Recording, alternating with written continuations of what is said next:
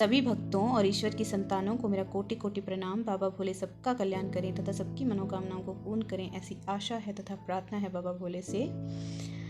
हम कोटि रुद्र संहिता का अध्ययन कर रहे हैं। आज हम 41वां अध्याय पढ़ेंगे। अध्याय शुरू करने से पहले ओम नमः शिवाय, हर हर महादेव। 41वां अध्याय मुक्ति वर्णन। ऋषि बोले, हे सूत जी, आपके मुख से हमने कई बार मुक्ति शब्द को सुना है। मुक्ति मिलने से क्या होता है? कृपा कर मुक्ति का स्वरूप का वर्णन करें। तब ऋषियों के प्रश्न को सुनकर सूत जी बोले, हे ऋषिगणों, भगवान शिव की भक्ति पूर्वक आराधना करें अथवा उनका उपवास व्रत करने से मनुष्य के सभी पाप नष्ट हो जाते हैं और उसे मोक्ष अर्थात मुक्ति प्राप्त होती है। सारूमी, सालोक्य, सानिध्या तथा सायुज्य नामक 4 प्रकार की मुक्ति बताई गई है। इस संसार से मुक्ति शिव जी की कृपा से ही प्राप्त होती है। धर्म, अर्थ और काम ये सब तो ब्रह्मा, विष्णु एवं अन्य देवताओं भी प्रदान करते हैं, परंतु मुक्ति तो त्रिलोकीनाथ शिव ही प्रदान करते हैं। ब्रह्मा, विष्णु, रुद्र नामक त्रिदेव क्रमशः सत्व, रज और तम गुणों के स्वामी माने जाते हैं। भगवान शिव तो परम ब्रह्मा परमात्मा हैं। वे सर्वेश्वर हैं और प्रकृति से परे हैं। कल्याणकारी सर्वेश्वर भगवान शिव ही विज्ञानमय, अव्यय, सर्वदृष्टा, ज्ञान लभ्य, धर्म, अर्थ, काम और मोक्ष के फल को देने वाले हैं। कैवल्य नामक 5वीं मुक्ति है, जिससे सारी सृष्टि उत्पन्न हुई और वही उसका पालन भी करती है। भगवान शिव का स्वरूप निष्कल और सकल 2 प्रकार का है। भगवान शिव का स्वरूप तो स्वयं ब्रह्मा, विष्णु, कुमार, कार्तिकेय, नारद, व्यास, शुक देव आदि महामुनि एवं देवता भी सही से नहीं जान पाए हैं। त्रिलोकीनाथ भगवान शिव सच्चिदानंद, सत्य, ज्ञान अतः रहित, अव्यय, अविनाशी हैं। वे सगुण भी हैं और निर्गुण भी हैं। वे शुद्ध, निर्मल एवं उपाधि रहित हैं। वे परम ब्रह्मा परमात्मा भगवान शिव ही सर्वत्र व्यापक हैं। सूक्ष्म बुद्धि द्वारा भगवान शिव का भजन करने से ही अज्ञानता दूर होती है और सत्पुरुषों को शिव पद की प्राप्ति होती है। यद्यपि ज्ञान प्राप्ति अत्यंत कठिन है, परंतु भगवान शिव का शुद्ध मन से भजन करने से मुक्ति का मार्ग सरल हो जाता है। सदाशिव भजन के अधीन हो ज्ञान एवं मुक्ति से अपने भक्तों को अपनी शरण में ले लेते हैं, जिसकी परम कृपा से मुक्ति का मार्ग आसान हो जाता है। वे प्रेम का अंकुर रूप प्रेम लक्षण भक्ति ही है, जिसका वर्णन करना असंभव है। भक्ति गुण युक्त एवं गुण रहित अनेकों प्रकार की है, जिसका वर्णन अत्यंत कठिन है। वैद एवं स्वाभाविकी नामक भक्ति एवं स्वाभाविकी भक्ति श्रेष्ठ मानी जाती है।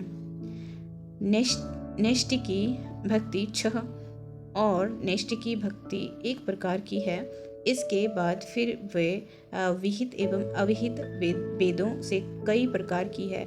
इन दोनों के 9 अंग हैं। इनके द्वारा कठिन मुक्ति भी सुलभ हो जाती है। इस प्रकार भक्ति और ज्ञान दोनों एक दूसरे के पूरक हैं, उनमें भेद नहीं किया जा सकता।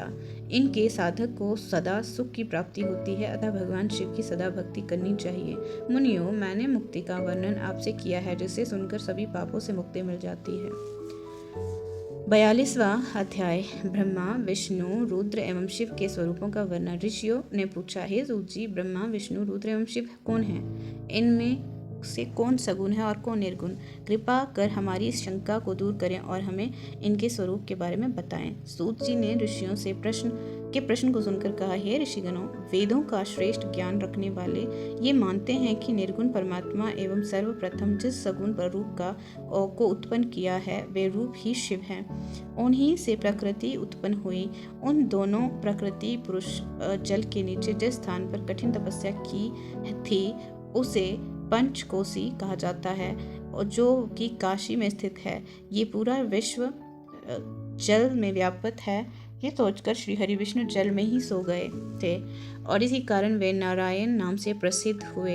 प्रकृति रूपी माया नारायणी कहलाई। नारायण की नाभि कमल से ही पितामह ब्रह्मा की उत्पत्ति हुई है। ब्रह्मा के उत्पन्न होने पर उन्होंने अपने को पैदा करने वाले के विषय में जानने के लिए घोर तप किया। तत्पश्चात उन्हें विष्णु जी के दर्शन हुए। तब ब्रह्मा और विष्णु दोनों में किसी बात को लेकर विवाद हो गया। इस विवाद को शांत करने के लिए महादेव प्रकट हुए। तब लोकहित के लिए भगवान शिव पुनः ब्रह्मा जी के ललाट से प्रकट हुए और रुद्र के नाम से विख्यात हुए। इसीलिए सगुण और निर्गुण शिव में कोई अंतर नहीं है। भगवान शिव अनेक प्रकार की लीलाएं करने वाले हैं और अपने भक्तों को श्रेष्ठ गति प्रदान करने वाले हैं। यही ब्रह्मा जी और श्री हरि विष्णु की सहायता के लिए यहाँ प्रकट हुए हैं।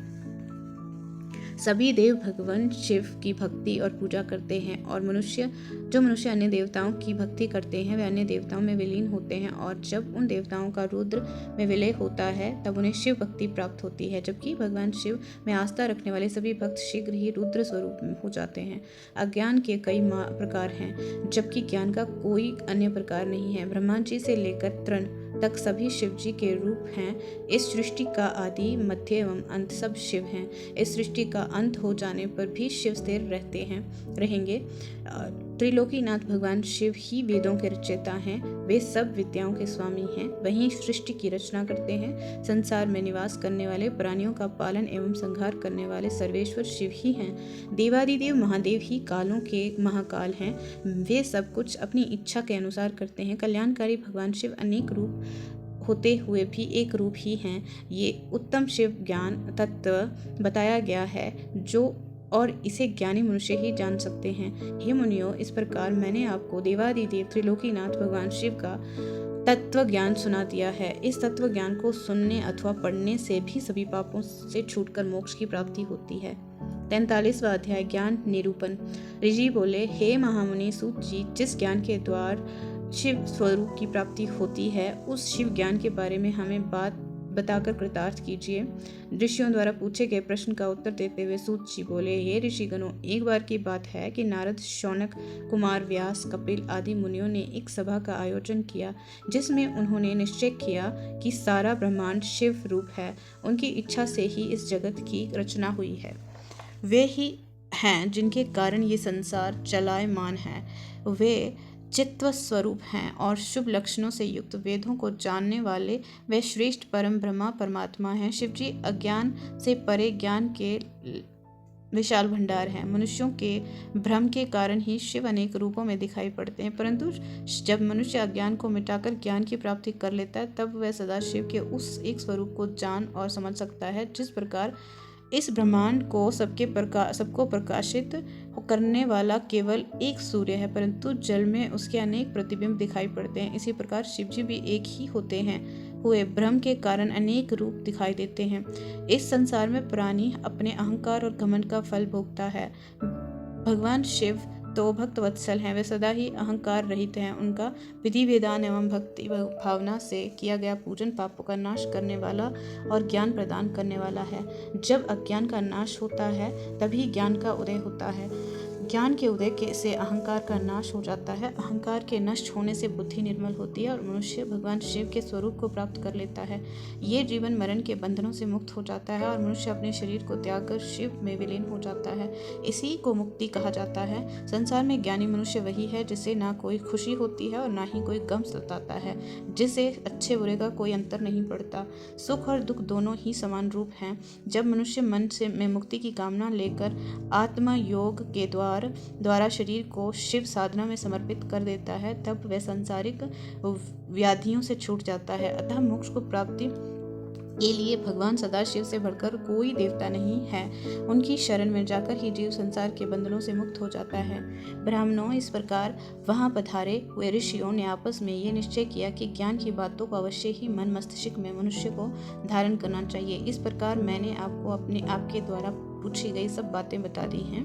अब आप और क्या जानना चाहते हैं? ऋषि बोले, हे व्यास शिष्य सूत जी, हम आपको नमस्कार करते हैं। आप धन्य हैं और त्रिलोकीनाथ शिव के भक्तों में श्रेष्ठ हैं।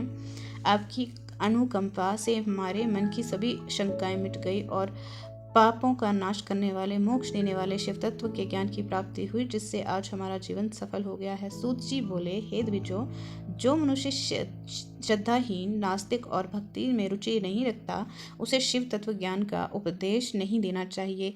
इस शिव तत्व ज्ञान का उत्तम उपदेश मुझे व्यास जी ने दिया है। ये ज्ञान उन्हें वेदों, पुराणों, शास्त्रों और इतिहास के अध्ययन से प्राप्त हुआ है। इसे एक बार सुनने से पापों का नाश हो जाता है, दोबारा सुनने से उत्तम भक्ति प्राप्त होती है और तीसरी बार सुनने से मनुष्य को मोक्ष की प्राप्ति होती है। इसीलिए भोग और मोक्ष की कामना करने वालों को शिव तत्व ज्ञान को बार बार सुनना चाहिए। ये शिव विज्ञान शिव जी को अत्यंत प्रिय है। ये ज्ञान भोग और मोक्ष प्रदान करने वाला है। इससे शिव जी में भक्ति बढ़ती है। शिव पुराण की इस आनंदनीय पुण्यमयी चौथी संहिता का नाम कोटि रुद्र संहिता है। इसका भक्ति पूर्वक अध्ययन अथवा श्रवण करने से परम गति की प्राप्ति होती है। आज के लिए इतना ही। आगे का सफ़र अगली वीडियो के साथ हम जारी रखेंगे। तब तक के लिए धन्यवाद। ईश्वर सदैव सबका कल्याण करे।